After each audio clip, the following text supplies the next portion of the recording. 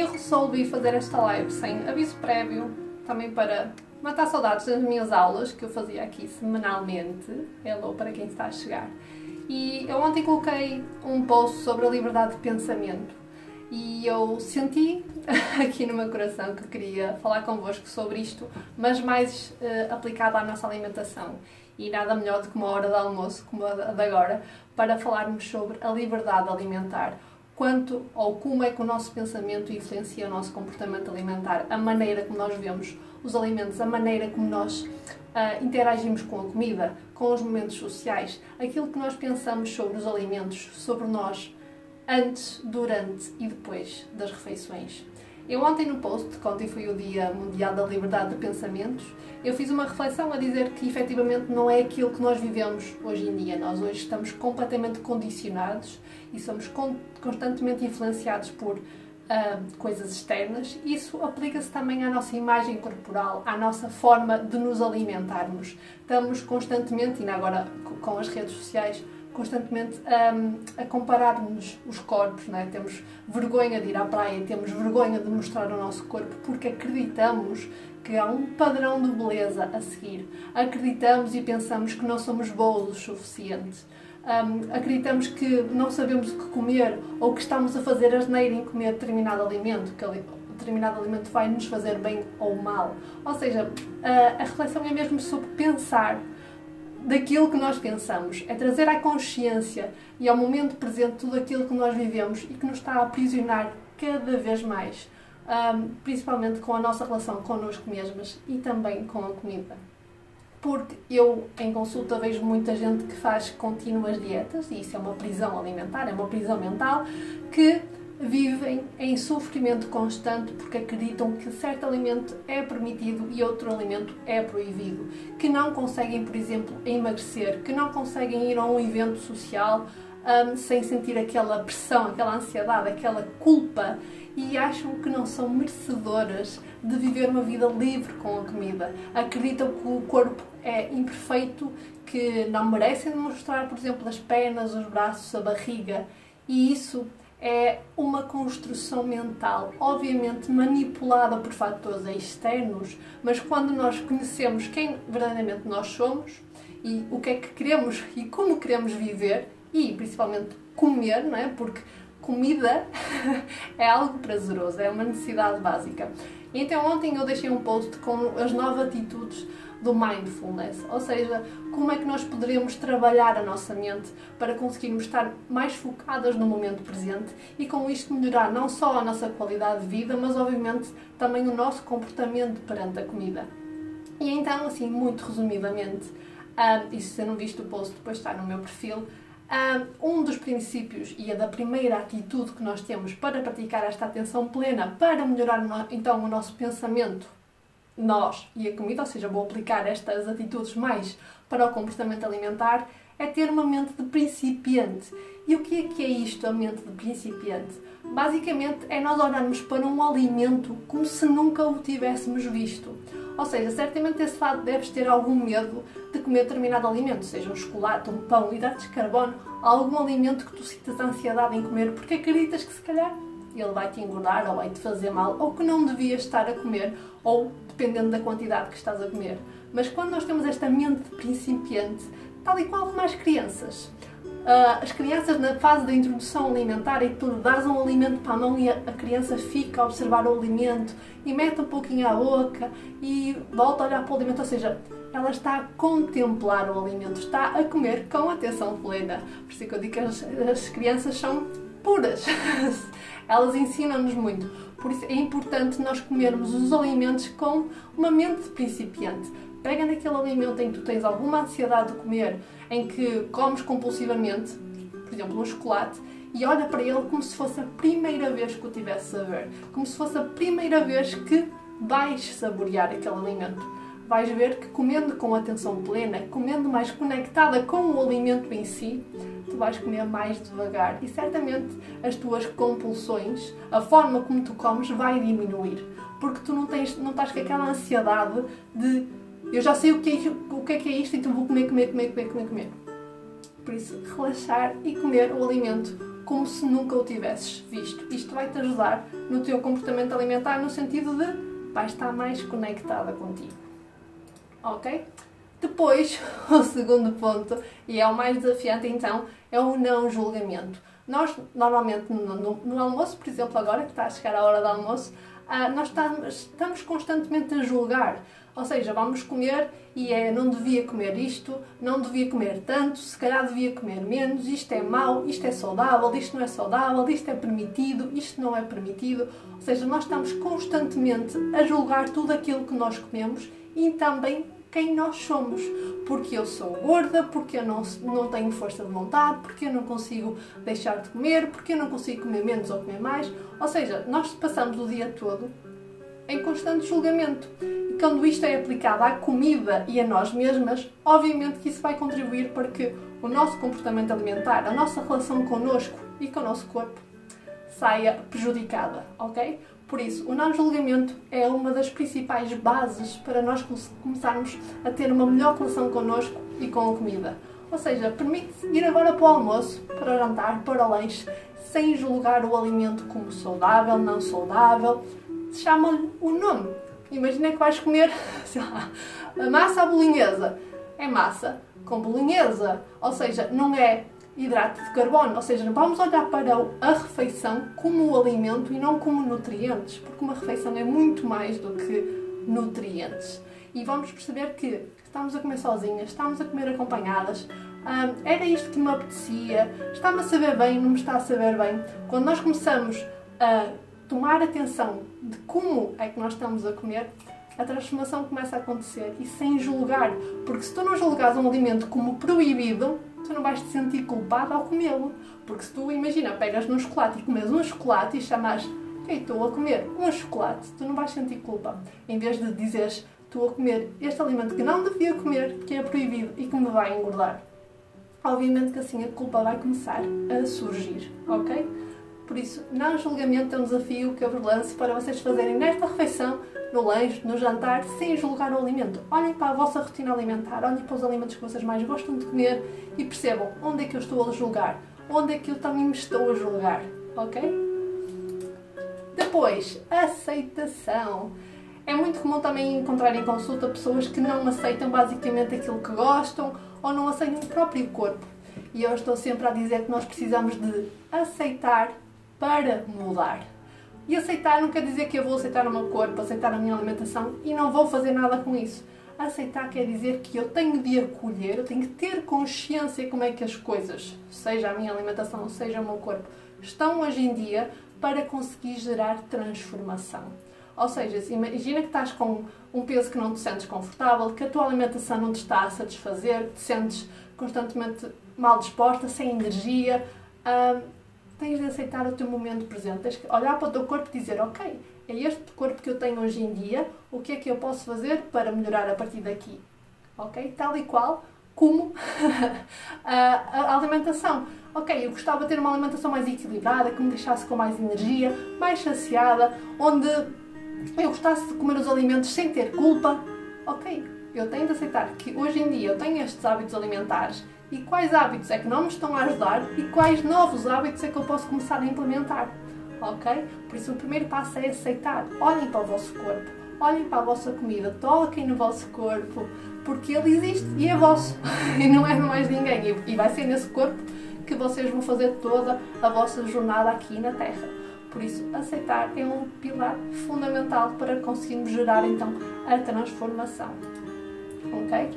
Depois, juntamente com a aceitação, temos o não apego, que é muito desafiante, desapegar das coisas que nós temos. Por exemplo, roupas, não é? Porque muita gente engorda e continua a guardar todas as roupas com um corpo magro. Ou então uma pessoa emagrece e guarda na mesma todas as roupas quando tinha excesso de peso, porque na cabeça, ou eu vou voltar a emagrecer e está tudo ok, mas se calhar podemos desapegar para nos libertar daquela pressão, ou então quando emagrecem, desapegar das roupas que já fizeram parte do passado, ok? E eu digo desapegar mesmo a nível de rotinas. Se nós queremos mudar o nosso estilo de vida, os nossos resultados, nós vamos ter que mudar as nossas rotinas. E às vezes este apego às coisas materiais, às rotinas, como é que eu me vou sentir, dá aquela ansiedade, tipo, mas eu não queria deixar isto, eu não queria deitar fora isto, eu não queria mudar este hábito.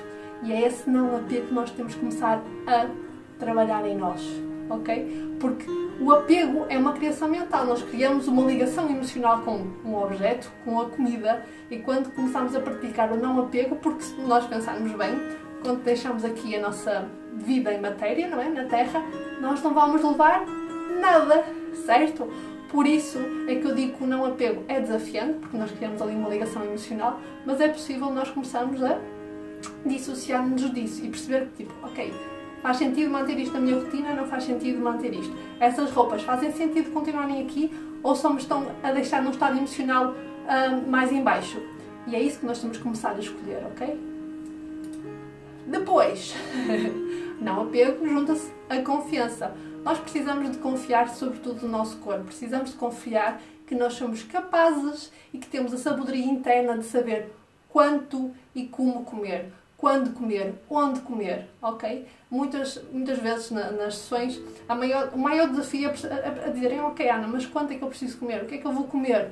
Eu não sei ver a minha fome, não sei quando é que eu estou saciada.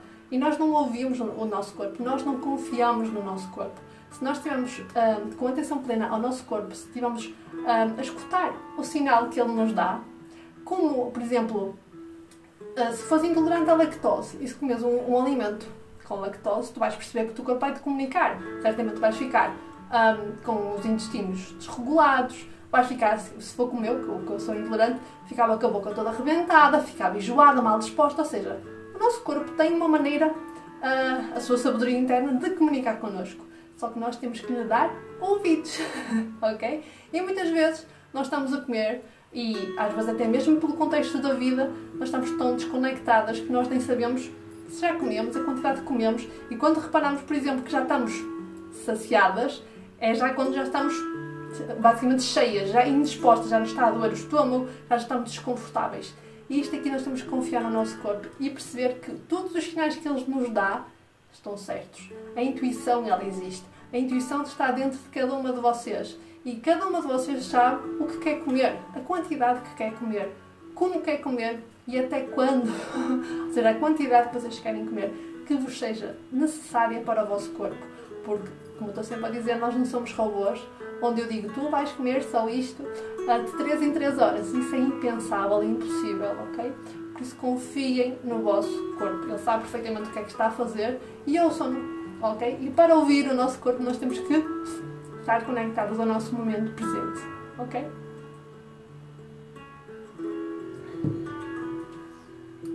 Então, depois, 6, paciência. É muito comum no processo de mudança de comportamento alimentar abordarem e dizerem, Ana, ok, mas quanto tempo é que eu vou... é que isto vai durar? Quanto tempo é que eu vou demorar a perder não sei quantos quilos? Quanto tempo é que eu vou começar assim a comer e a praticar mindful eating com mais atenção, perceber o meu corpo? Eu não sei quanto tempo é que vais demorar. Tudo vai depender de ti, da tua conexão e do teu comprometimento. Mas se nós pensarmos bem, tudo na Terra demora o seu tempo. Ou uma semente semeada demora o seu tempo a germinar. Por isso, toda a transformação, e ainda por cima, às vezes apanho clientes que têm anos e anos e anos a fazer dietas restritivas, olhar para a alimentação como algo sofrido, demora o seu tempo a começar a reconstruir esta confiança no corpo, a regular o organismo, a começar a jornada, mas que é possível. Tem clientes que demoraram 2 meses, 3 meses, dependendo da pessoa, mas é possível nós começarmos. O primeiro passo é fundamental, é deitar a semente, é semear, é dar o primeiro passo. Depois é confiar no processo. E é no processo que nós temos que nos focar, não no resultado final. Porque isso aí, quando nós já atingirmos o resultado, nós quase que nem vamos valorizar. Nós temos que valorizar cada passo, cada conquista, cada desafio ultrapassado. Ok? Por isso é que muita gente quer emagrecer e foca-se no resultado final. Eu quero perder 20 quilos. Isto não motiva ninguém a emagrecer. Tenho que perder 20 quilos. Parece uma meta tão distante, um objetivo tão gigante, do que, ok, eu quero perder 1 quilo por mês, 1 quilo por semana. A meta fica muito mais leve. E é assim que nós temos que começar a trabalhar com paciência, deitar a sementinha e vê-la crescer, ok? Mas o importante é nós nutrirmos a paciência, não é? Contemplando o nosso processo. Foquem-se no processo e não no resultado. Depois, A sétima atitude do mindfulness é o não esforço. Há certas coisas que acontecem que o universo nos manda e elas vão acontecer. Há certas coisas que nós não conseguimos explicar por palavras, só sentindo e dizemos, ok, isto aconteceu, não sei porquê, simplesmente tinha de acontecer. E nós quando deixamos e começamos a ser apenas, em vez de fazer, de ter, nós começamos só a ser. Confiar, lá está, isto vem confiar um bocadinho mais da parte interna, da nossa essência. Apenas ser, sem esforço. Simplesmente confiar que tudo vem no tempo certo. Manifestar, obviamente, manifestar aquilo que nós queremos, mas esperar, ter paciência e não é preciso esforçar para ter as coisas. Obviamente que eu digo não esforçar para ter as coisas no sentido de eu tenho que manifestar de tal maneira, eu tenho que estar aqui em sofrimento para ter as coisas, porque isso é irreal, isso é uma crença que é-nos incutido socialmente que é preciso sofrer, por exemplo com as dietas, é preciso sofrer para emagrecer. Não, isso é totalmente mentira, nós não precisamos sofrer para emagrecer, nós podemos emagrecer sendo uma consequência prazerosa num processo de transformação mental, emocional, espiritual, e é isso que nós temos que começar a perceber, que confiar na vida, confiar no universo, que as coisas acontecem quando têm de acontecer, ok? E quando tu ouvis o chamado dentro de ti que se calhar, ok, eu tenho que transformar a minha relação com comida, se calhar eu quero viver com mais qualidade de vida, manifesta isso e as respostas vão-te começar a aparecer. Muitas das minhas clientes disseram, olha, eu não sei, tu apareceste-me à frente, ouvi-te, senti que era o momento de dar o passo e deram o passo. Elas não tinham, nem racionalizaram há muito tempo, elas sentiram no coração. E é isso que eu te digo, quando sentires que está na hora de dar o salto, dá o salto sem esforço. Simplesmente sente e apenas ser quem tu és. Ok?